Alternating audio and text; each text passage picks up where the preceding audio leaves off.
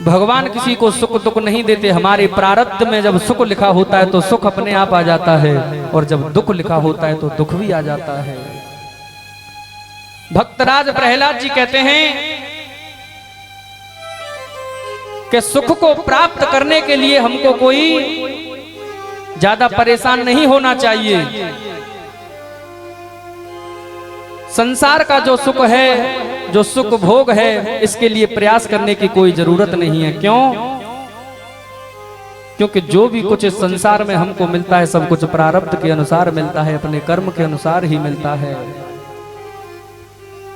जिस प्रकार दुख को प्राप्त करने के लिए हम कोई संसाधन नहीं करते, कोई पैसा खर्च नहीं करते, कोई कोशिश नहीं करते, और ना ही कोई कितना भी अज्ञानी से अज्ञानी पुरुष इस संसार में क्यों ना हो, वो भगवान से कभी प्रार्थना नहीं करता भक्तों कि हे भगवान मुझे दुख दे दे, परंतु फिर भी दुख उसके भाग्य में आ जाता है।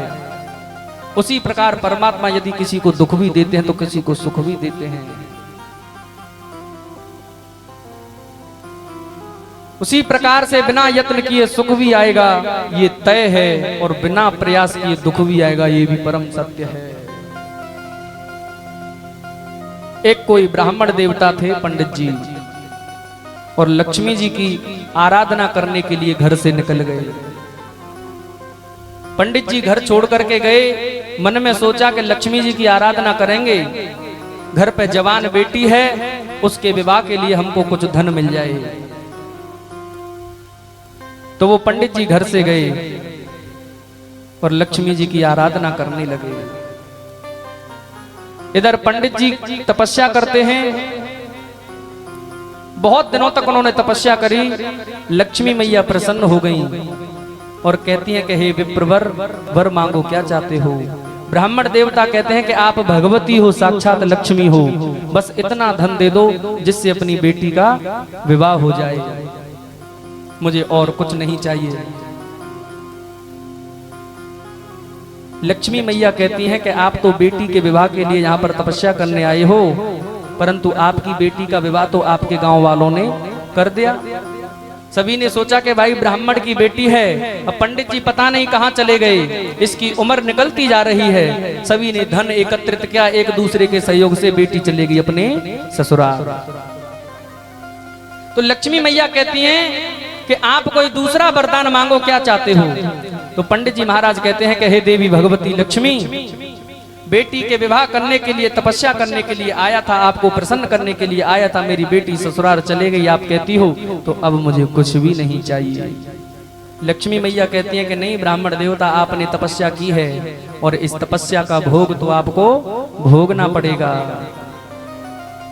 ब्राह्मण देवता कहते हैं कि लक्ष्मी जी ये क्या आप जबरदस्ती कर रही हो, बस बेटी के विवाह की चिंता थी, वो हो गया। लक्ष्मी मैया इतना कहकर के अंतर ध्यान हो गई, परंतु जो ब्राह्मण थे वो लक्ष्मी के उस स्वरूप को जानते थे, विद्वान थे, प्रकांड विद्वान थे। उन्होंने वेद पढ़ा था, लक्ष्मी की महिमा को उन्होंने जाना था और समझा था। अंतर ध्यान होने से पहले लक्ष्मी मैया उनसे एक बात कह के गई, हे ब्राह्मण देवता, आपको इस तपस्या का भोग तो भोगना है। ब्राह्मण देवता ने पूछा इस तपस्या का क्या भोग है? तो लक्ष्मी मैया कहती हैं इस तपस्या का यही भोग है, 1 साल तक तुमको राज सुख भोगना है, राजा बन करके भोग करना है। तो ब्राह्मण देवता कहते हैं कि लक्ष्मी मैया भी कहाँ की बात करती हैं, मुझ जैसे दरिद्र ब्राह्मण को कौन राजा बनाएगा। हो गई लक्ष्मी अंतर ध्यान। परंतु ब्राह्मण देवता सोचते हैं कि लक्ष्मी जी कह के गई हैं तो ऐसा जरूर होगा। तो ब्राह्मण देवता सोचते हैं जो ब्राह्मण का जीवन होता है वो तपोमय होता है, वो तपस्या के लिए होता है, और यदि मैं राजा बन गया तो हमारा फिर ब्राह्मण धर्म नष्ट हो जाएगा। तो मैं क्या करूं? ब्राह्मण को युक्ति सूझी, मैं आत्महत्या कर लूंगा तो ब्राह्मण धर्म से नष्ट हो जाऊंगा, बच जाऊंगा, मेरा ब्राह्मण धर्म बच जाएगा। तो सोच रहे हैं कि अपने से यदि ऐसे आत्महत्या करते हैं तो बहुत बड़ा पाप लगेगा, और यदि हम किसी के पास जाएं ऐसे हमको कोई मार नहीं सकता। फिर ब्राह्मण देवता ने सोचा क्यों ना हम राजा के पास जाएं और राजा के साथ कुछ ऐसा व्यवहार करें जिससे राजा हमको क्रोध में आकर के मृत्यु दंड सुना दे। अब वो ब्राह्मण देवता राजा के दरबार में गए। ब्राह्मण देवता सोच रहे हैं कि ऐसा क्या कर्म करूं जिससे ये राजा क्रोध में आकर के मुझे मृत्यु का दंड सुना दे, मुझे फांसी दे दे। तो ब्राह्मण देवता ने अपना जूता उतारा और तड़ाक से राजा के सिर पर देना चाहा। और जैसे ही राजा देख रहा है कि सामने से जूता आ रहा है, राजा ने अपना शीश नीचे कर लिया। वो ब्राह्मण का जूता राजा के दरबार में जो पीछे सिंहासन था वो छत्र के डंडे में लगा। और जैसे ही वो जूता छत्र के डंडे में लगा तो ब्राह्मण सोच रहे हैं कि इतना अपमान तो राजा का कोई कर ही नहीं सकता, अब तो राजा मुझे तुरंत मृत्यु दंड दे देगा। अब जैसे ही वो जूता छत्र के डंडे में लगा तो वहां पर उस छत्र में बैठी थी एक सर्पणी, एक नागिन। और वो जूता नागन में पड़ गया, सर्पणी में पड़ गया। छटपटा करके वो सर्पणी नीचे गिर गई। तुरंत राजा के सेवकों ने उस ब्राह्मण को पकड़ लिया, बंदी बना लिया। कुल पुरोहित को राजा ने बुलाया और कहा कि हे गुरुदेव मेरी कुंडली खोलो, ये कैसा व्यवहार मेरे साथ हुआ है। इस ब्राह्मण ने मुझे जूता मारा, मैंने अपना सिर नीचे कर लिया और ये सर्पणी, ये नागन यहाँ पर मरी पड़ी है। कुल पुरोहित जी ने राजा की प्रश्न कुंडली खोली और कुल पुरोहित कहते हैं कि राजन आज आपको काल सर्प योग था। आज इस सर्पणी के कारण आपकी मृत्यु हो जाती थी, परंतु इस ब्राह्मण देवता का शुक्र मनाओ, इन्होंने आपके प्राण बचा लिए। तुरंत राजा चरणों में गिर गया ब्राह्मण के। ब्राह्मण कहते हैं कि नहीं राजन, मुझे मृत्यु दंड दो, मुझे फांसी सुनाओ, मैं मरना चाहता हूँ। राजा कहते हैं कि अरे अरे अरे पंडित जी ये क्या बोल रहे हो, मृत्यु दंड क्यों? अरे नहीं, आप तो ब्राह्मण हो, आपने जीवन दान दिया है, मुझे बचाया है। अब तो महाराज जो राजा है श्रद्धा उमर पड़ी उसकी ब्राह्मण के प्रति। और ब्राह्मण इस संसार का ऐसा पुरुष है जो कोई उसको झूठी भी श्रद्धा दिखा देता है तो वो रीझ जाता है, प्रसन्न हो जाता है, खुश हो जाता है।